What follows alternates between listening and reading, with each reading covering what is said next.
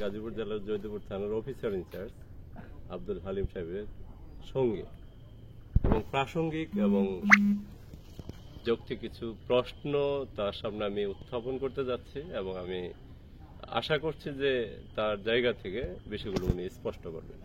শুরুতেই আপনার কাছে জানতে চাচ্ছি সেটা হচ্ছে যে ফ্যাসিজম বলতে যে কনসেপ্টটি আমাদের দেশে দাঁড়িয়ে গেছে, জুলাই বিপ্লব হলো, 5 আগস্ট আওয়ামী লীগের পতন হয়েছে এবং আমরা যে ধারণাটি পেয়ে এসছি এতদিন সেটি হচ্ছে যে সারা বাংলায় হারুন ফোবিয়া, ডিবির হারুন, এবং তখন আওয়ামী লীগকে পেট্রোনাইজ করতে যে মানুষকে যেমন হয়রানি করেছে, প্রান্তজন যেমন সেবা পায়নি এবং দেশ একটা উদ্ভট উটের পিঠে চলছিল। 5 আগস্টের পরে আপনি 12 সেপ্টেম্বর জয়েন করলেন জয়দেবপুর থানায় এবং আমরা যতটা জানি সেটা হচ্ছে যে পুলিশ কিন্তু ট্রমাতে ছিল এবং এখনো উল্লেখযোগ্য থানায় ট্রমাটাইজড হয়ে আছেন পুলিশ কর্মকর্তারা।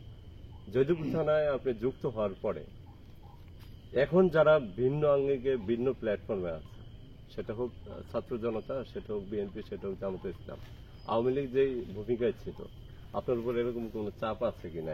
এখন আমাদের ফিলোসফি আমাদের না, এই ধরনের কোনো চাপ নেই। আমাদের মাননীয় রেঞ্জ ডিজি মহোদয় এবং গাজীপুর জেলা সুযোগ্য পুলিশ সুপার মহোদয় আমাদেরকে নির্বিঘ্নে কাজ করার জন্য নির্দেশনা দেন। এখনকার পুলিশ হলো আগের প্যাটার্ন থেকে বেরিয়ে অনেকটা মানবিক এবং যুগোপযোগী এবং পেশাদারিত্বের সহিত কাজ করার জন্য চেষ্টা করে এখন কাজ করে যাচ্ছে। কারণ পুলিশ যদি পেশাদারিত্ব বজায় রেখে দেন সকল শ্রেণীর লোকজনের জন্য একই সেবা, যে স্যুট প্যান্ট পরে আসলো তার জন্য যে সেবা, এবং যিনি চাষা এবং কুলি তারা থানায় আসলে লুঙ্গি পরে তার জন্য একই সেবা।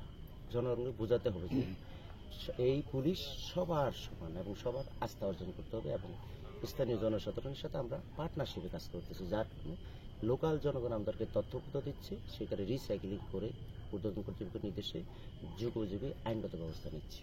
সেক্ষেত্রে কোন নির্দিষ্ট দলের কোন নেতা থেকে আপনার উপর প্রভাব বিস্তার করা বা প্রজাতন্ত্রের কর্মচারী হিসেবে রাষ্ট্রের জনগণের নিরাপত্তা অর্থাৎ দুষ্টের দমন সৃষ্টির প্রতিফলন করার জন্য পুলিশকে যেই কার্যকর ব্যবস্থা নিচ্ছে সেটাই নিচ্ছি। কোনো দল বা গোষ্ঠীর এখন পুলিশ নয়, এখন হলো প্রজাতন্ত্রের কর্মচারী, সাধারণ জনগণের আস্থা অর্জন করে আমরা কাজ করতেছি। আমরা জানি যে গত 2 মাসে নারী নির্যাতনের প্রসঙ্গ যদি আসি, 296 জন নির্যাতিত হয়েছে নারী এবং 94 জন ধর্ষিত হয়েছে। রাষ্ট্রযন্ত্রের ব্যর্থতা আছে, রাষ্ট্রযন্ত্রের পক্ষে আপনারা মানুষকে সেবা দিতে এসছেন। সেক্ষেত্রে জয়দেবপুর থানায় নারী নির্যাতন সংশ্লিষ্ট বিষয়ে আপনি কতটা পরিতৃপ্ত? নারীরা নিরাপদ বোধ করছে কিনা আপনাদের? অবশ্যই কোনো ঘটনা বিচ্ছিন্নভাবে অপরাধ যেমন হচ্ছে হবে, সাথে সাথে পুলিশ সংবাদ পাওয়ার সাথে সাথে অপরাধীকে ধরবে এবং আইনগত ব্যবস্থা নেবে, তাহলে সাধারণ লোকজন আস্থা ফিরে আসবে এবং অপরাধী আর অপরাধ করবে। আপনি জয়দেবপুর থানায় যুক্ত হওয়ার পরে 12 সেপ্টেম্বরে যেদিন জয়েন করলেন, তারপরে কিছু দৃষ্টিগ্রাহ্য মাত্রা যোগ করেছেন পুলিশের প্রতি মানুষের মাস পিপুলের আস্থা ফিরিয়ে আনার জন্য। সেক্ষেত্রে 2-1টি উদাহরণ দেওয়া যেতে পারে এরকম যে 2 জন আপনার ওই যিনি রিক্সাওয়ালা তাকে হত্যা করা হয়েছে এবং যারা হত্যার সঙ্গে সংশ্লিষ্ট ছিল সন্তানক খুনি তাদেরকে আপনি গ্রেপ্তার করেছেন। এটা একটু ভালো দিক, পজিটিভ দিক। এটা ছাড়াও কিছু প্রতিবন্ধী একটা পরিবার আছে 5-7 জন সদস্য, তাদেরকেও পুনর্বাসনের জন্য আপনি উদ্যোগ নিয়েছেন। যদিও এটা সমাজ কল্যাণ অধিদপ্তরের দায়িত্বে বা উপজেলা নির্বাহী কর্মকর্তার দায়িত্ব, ওইটার দায়িত্ব আপনি নিয়েছেন এবং একজন বৃদ্ধকেও আপনি পুনর্বাসিত করেছেন, এটা আপনার ভালো দিক। কিন্তু পাশাপাশি যদি এও বলি আপনাকে, সেটি হচ্ছে যে এই যে খুনগুলো হলো আপনার থানার তো আশেপাশে ঘটনাগুলো ঘটেছে, রৌদ্রপুর ঘটেছে এবং ফিঙ্গাইল অঞ্চলে ওই বনের ভিতরে ঘটেছে।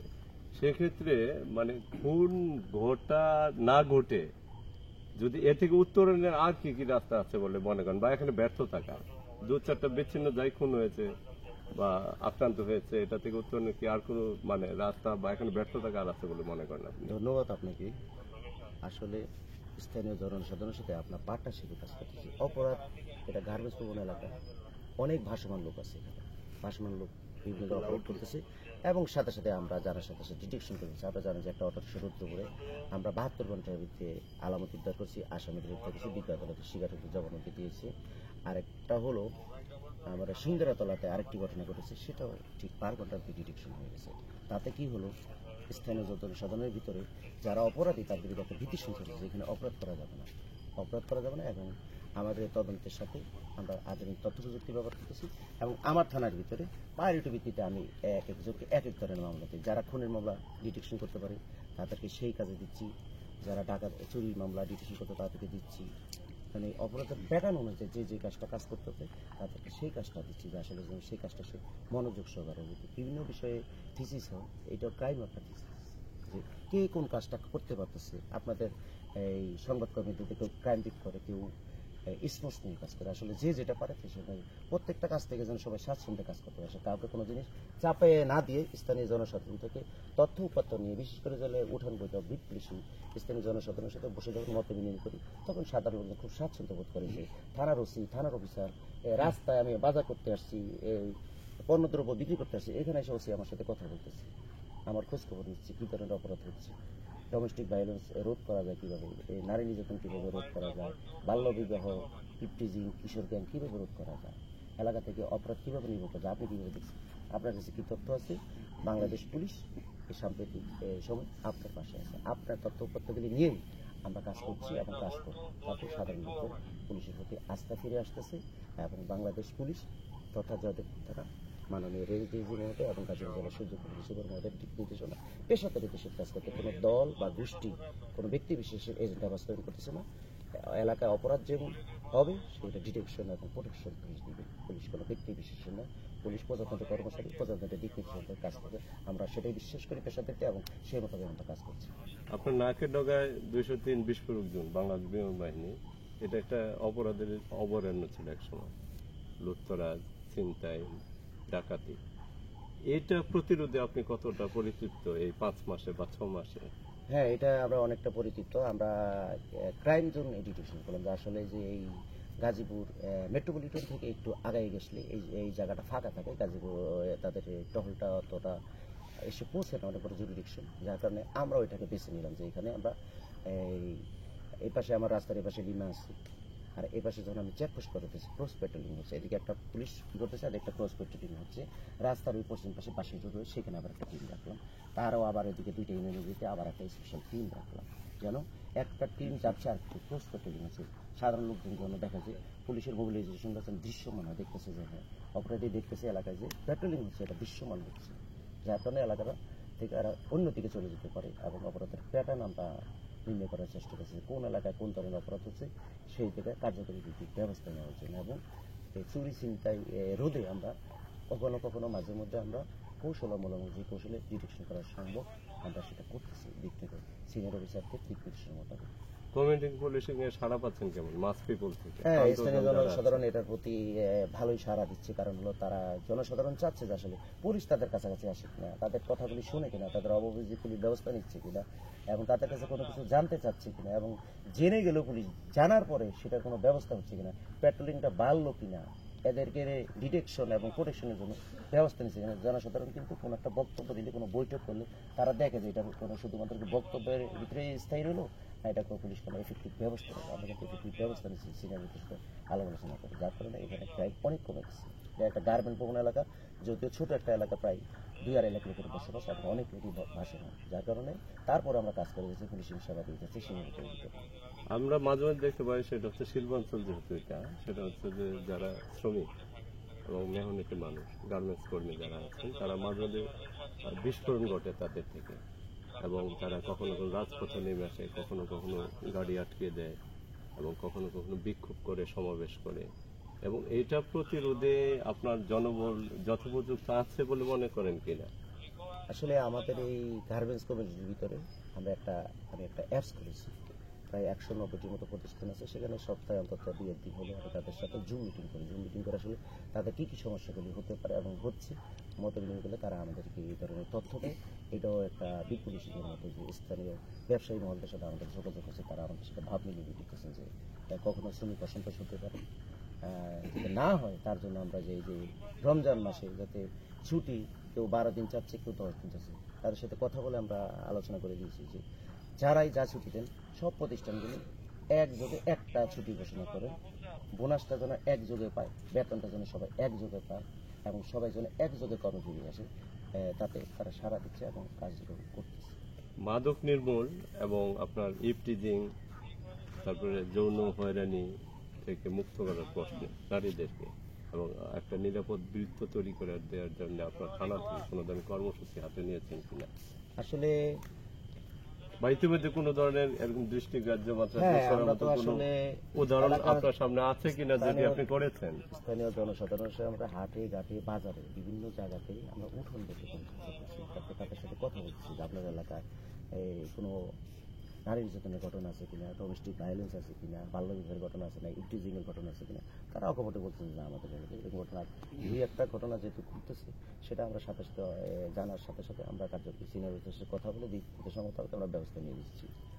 অন্য কোনো নির্দিষ্ট দলের চাপ আছে আপনার উপর না, নেতাদের এখানে কোনো যে দল শুধু বা আমাদের দলের মানুষগুলো মুক্ত থাকবে আর আওয়ামী না, লীগ না, অন্যায় না করলেও তাকে এখানে পুলিশ যদি পেশাদারি মামলায় বিষয়- যুক্ত করতে হবে, এরকম কোনো চাপ না, আছে এরকম কিনা কোনো আপনার চাপ উপরে? নেই এবং কোনো দিক নির্দেশনা নেই। কোনো- কারণ হলো পুলিশ পেশাদার সাথে কাজ করে, যিনি অপরাধের সাথে জড়িত তাকে তার বিরুদ্ধে ব্যবস্থা নেবে। কোনো সহজ সরল সাধারণ মানুষ যে অপরাধের সাথে জড়িত নয়, তারা হয়নি এবং হবেও না, আমি এটা আপনাদের সাথে কথা দিচ্ছি। কোন নির্দিষ্ট কোন নেতার কোন চাপ বা না, প্রভাব আপনার উপরে নেই? এখানে কোনো প্রভাব নেই। আমরা কোনো- প্রজাতান্ত্রিক কর্মচারী বর্তমান সময়ে পেশাদারিত্বের সহিত কাজ করতেছি এবং জনসাধারণের প্রতি আমরা বিশ্বাস অর্জন করার চেষ্টা করছি যে আমরা বাংলাদেশ পুলিশ পেশাদারিত্বের সহিত কাজ করতেছি, সকল শ্রেণী সকল মানুষের জন্য কাজ করছি।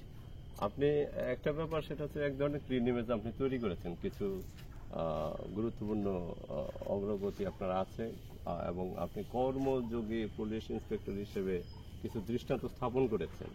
সেক্ষেত্রে অন্যান্য থানার জন্য এটা দৃষ্টান্ত হতে পারে, যেখানে অন্যান্য থানা এখনো ট্রমাটাইজ থেকে বের হতে পারেনি, বা তারা এক ধরনের ফোবিয়াতে আছে, বা এক ধরনের মনোবৈকল্য যেটা বলে, বা এক ধরনের ভয় ভীতি উৎকণ্ঠা আশঙ্কা এটার মধ্যে আছে অনেক পুলিশ ইন্সপেক্টর বা অনেক ওসি বিভিন্ন থানার অফিসার ইনচার্জ যারা আছে। সেক্ষেত্রে আপনি তো অনেকটা স্বাধীনচেতা, অবশ্যই। আপনার কথা এবং কর্মে যতটা মনে হচ্ছে। সেক্ষেত্রে আপনি আপনার কলিগ যারা আছে অন্যান্য থানায়, তাদের উদ্দেশ্যে আপনি কি বলবেন? ট্রমাটাইজ থেকে বের হওয়ার জন্য তারা কি সকল উদ্যোগ গ্রহণ কলিগদের করতে পারেন? উদ্দেশ্যে হলো আমার যে কথাটা হলো যে আমরা যারা অফিসার ইনচার্জ আছি, আমার যে colleague sub inspector, SP sub inspector, force, সবার সাথে অন্তত সপ্তাহে একটা দিন মত বিনিময় করবো।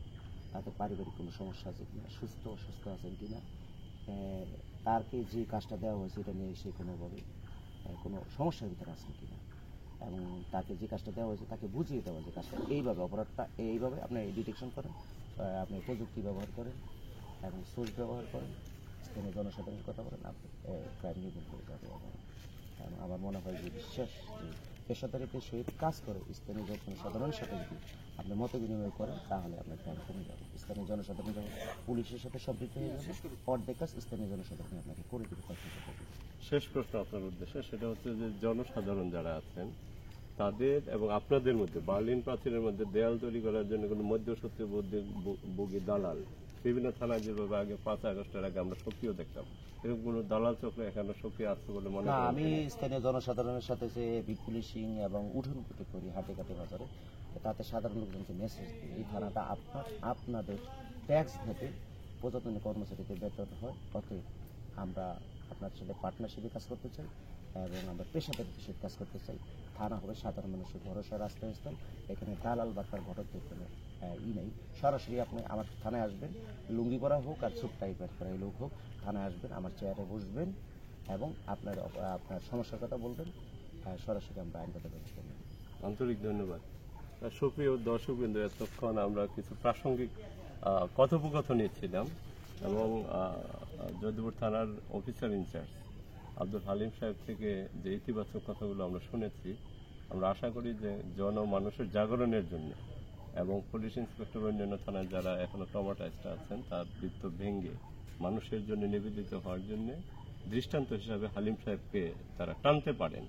সেক্ষেত্রে আমরা আশা করব যে ইন ফিউচারে এই যে তার ইতিবাচক দিকগুলো এইটা তিনি ধরে রাখবেন এবং এই ধারা অব্যাহত থাকবে এবং ইন ফিউচারে কোনো দুর্বৃত্তায়নের কবলে তিনি পড়বেন না, এবং এটাও একটা দৃষ্টান্ত হতে পারে সারা বাংলাদেশের পুলিশ বিভাগের যারা সদস্য আছেন তাদের জন্য। আন্তরিক ধন্যবাদ আপনাদের। আপনাকে ধন্যবাদ।